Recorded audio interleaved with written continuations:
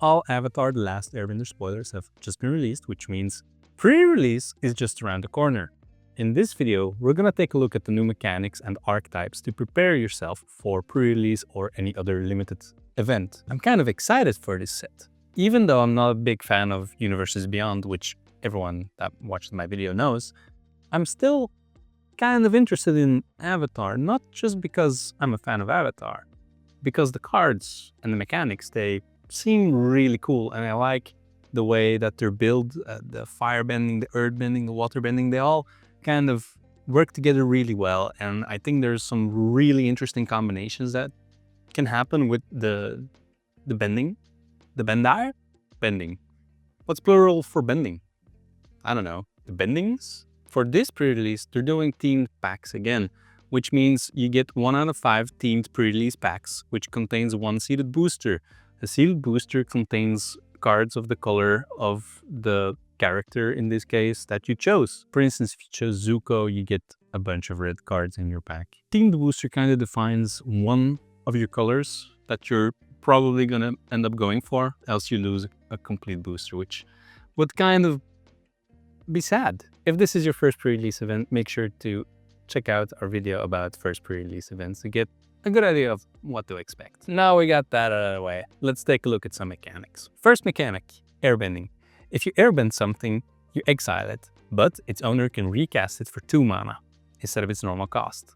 Airbending is very interesting because you can use airbending on your own or on your opponent's creatures or permanents and cast it on your own. You can sometimes save your own creatures, or you can make it trigger abilities again, like allies, for instance, with ETB effects.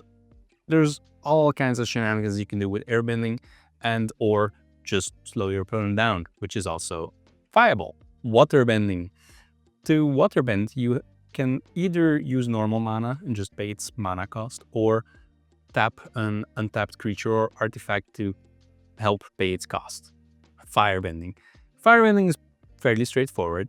Whenever a creature with firebending attacks, for instance, Firebending 2, when that creature attacks during combat, you get 2 red mana that you can spend during combat, so it's perfect for instants, combat tricks, all that stuff. Earthbending, I'm very curious to see this one played out. I'm just gonna read this out, so follow me. Target land you control becomes a 0/0 creature with haste. That's still a land, put 2+1/+1 counters on it. When it dies or is exiled, return to the battlefield tapped. Double-faced sagas are back, which kind of makes sense because with the Universes Beyond sets, all the existing IPs have a bunch of lore and stories that they want to tell, and this is a perfect way to, get their story across. Lessons are back, which is, in my opinion, a setup that they're doing for when Strixhaven comes out next year.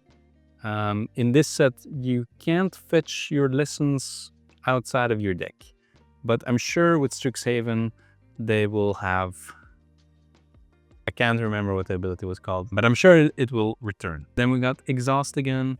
Exhaust, it's from Aether Drift. It's an ability that you can use once, then it's exhausted. Clues are also back, which are tokens that you can sacrifice to draw a card, which is handy for one of the archetypes that we'll be talking about. And then allies. I'm a big fan of allies. If it's in Avatar, they're all allies. They're happy friends, so enjoy. Yeah.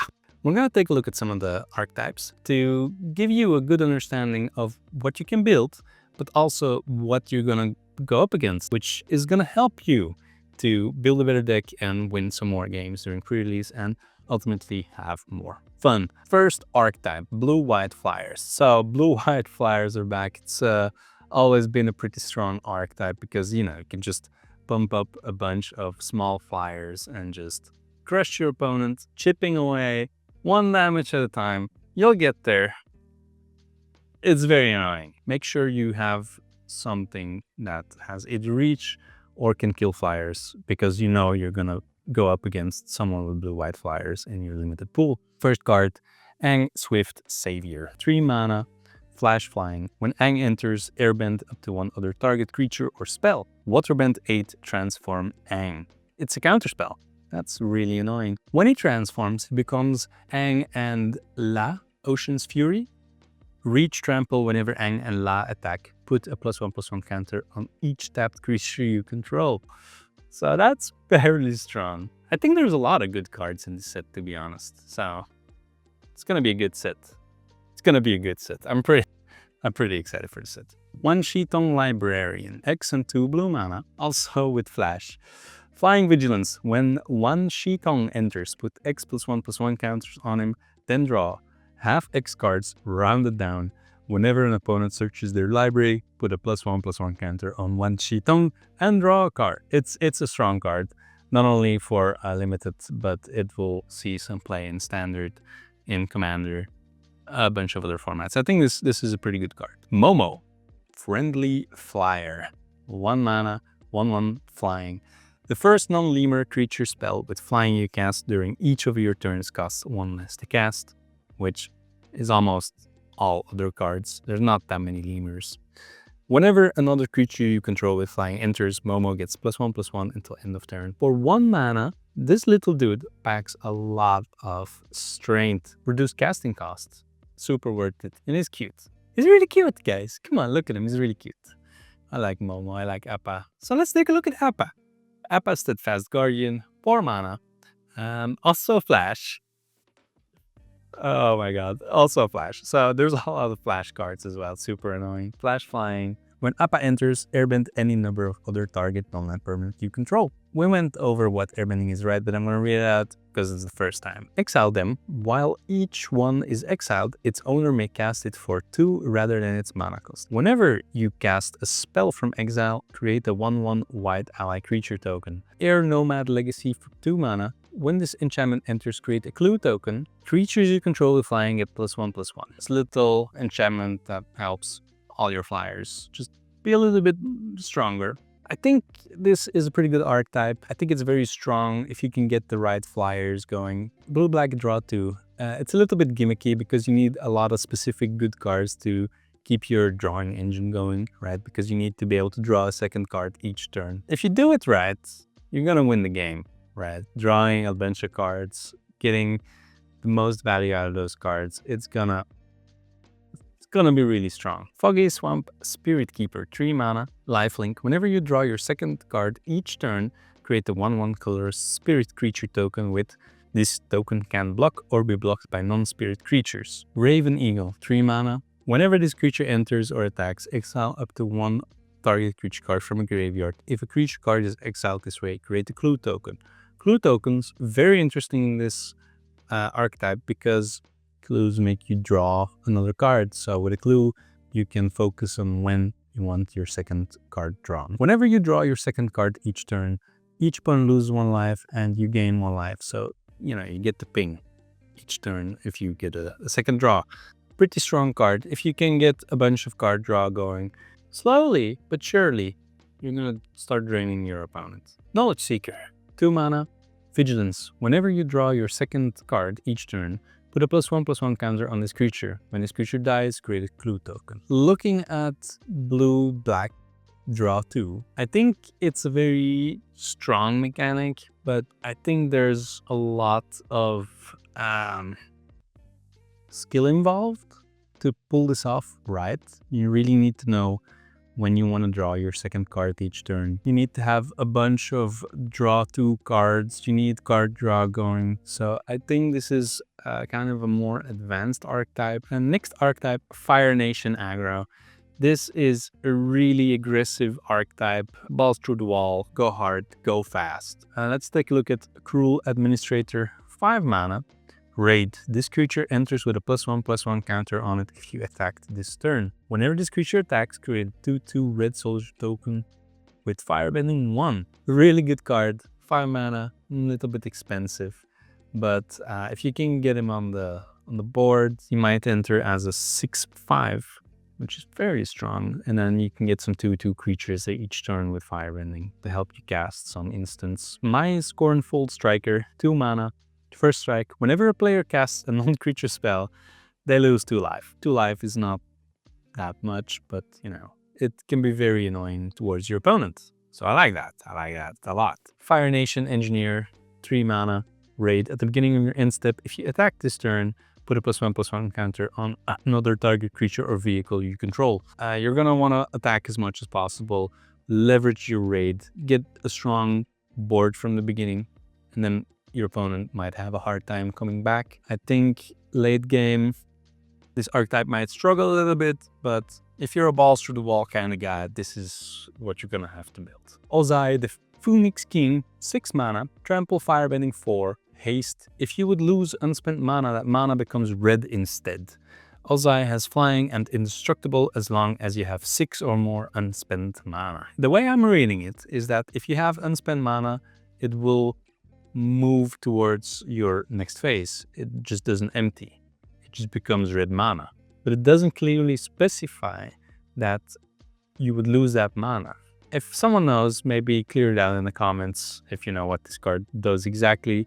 Does it empty your mana, or does it keep your unspent mana forever? Next archetype, Earth Rumble Ramp. I think this is a fairly fun mechanic where you transform your lands into creatures and then ramp them up to power 4 or greater, and then leverage that to get some bonus from other cards. Earthbender Ascension, 3 mana. When this enchantment enters Earthbend 2, then search your library for a basic land, put it onto the battlefield tapped, then shuffle. Landfall. Whenever a land you control enters, put a quest counter on this enchantment. When you do, if it has 4 or more quest counters on it, put a +1/+1 counter on target creature you control. It gains trample until end of turn. So, if I read this right, for 3 mana, you get a land, and you can turn that land into a 3/3. Not in that order. Pretty good value-wise. Bitterwork, 3 mana.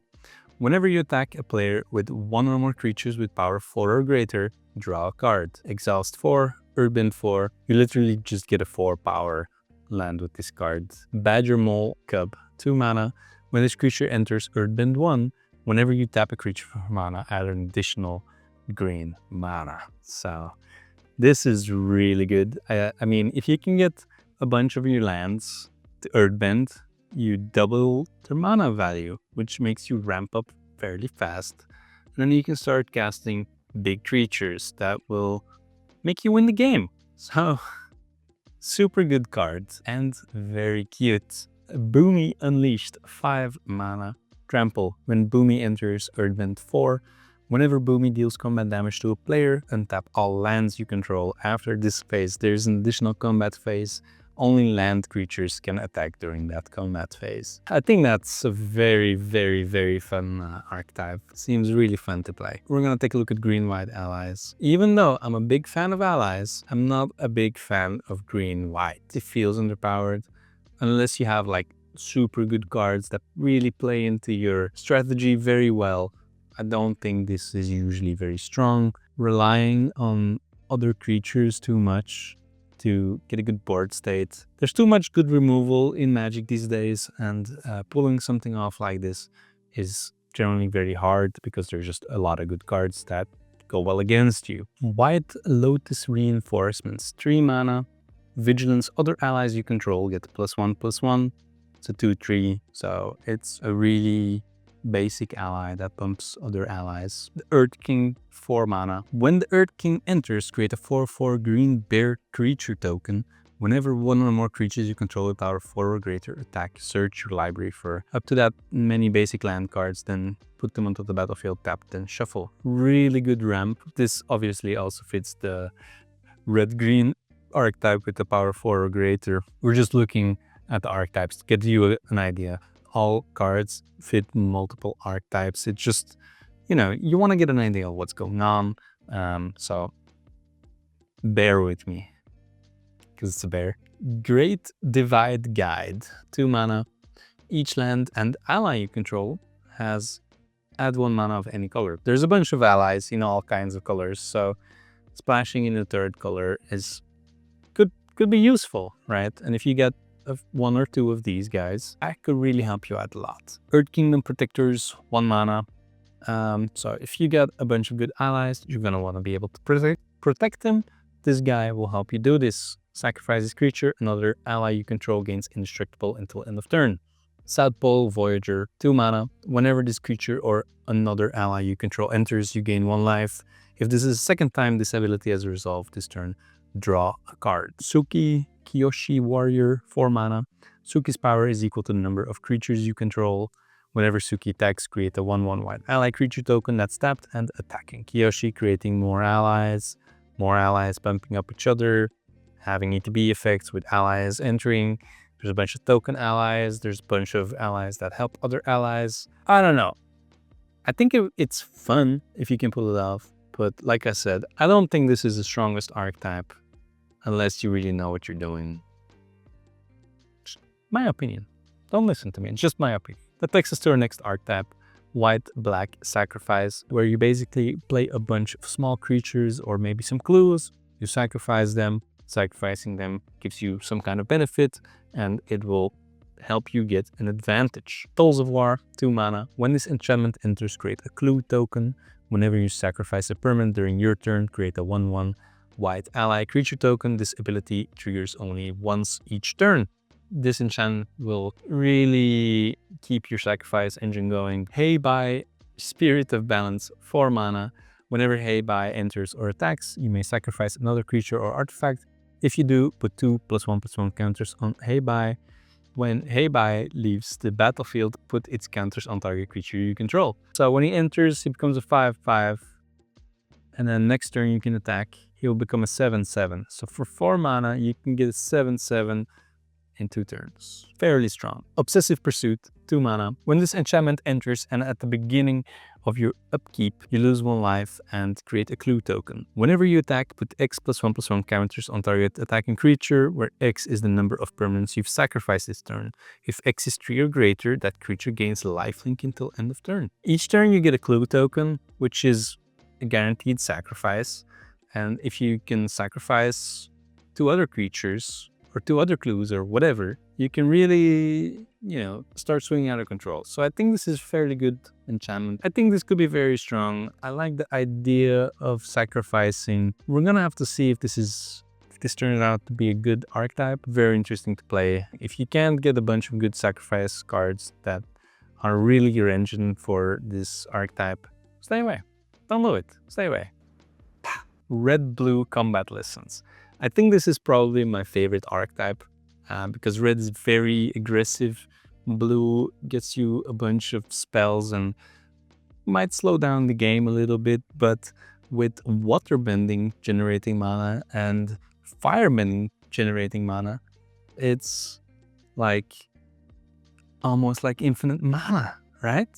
You get mana from untapped creatures if you're kind of behind, and if you're going aggressive, you get mana from firebending, and you can use that to cast spells to maybe draw some more cards or bounce some other creatures or just go balls hard to the face. Dragonfly Swarm, 3 mana, flying ward.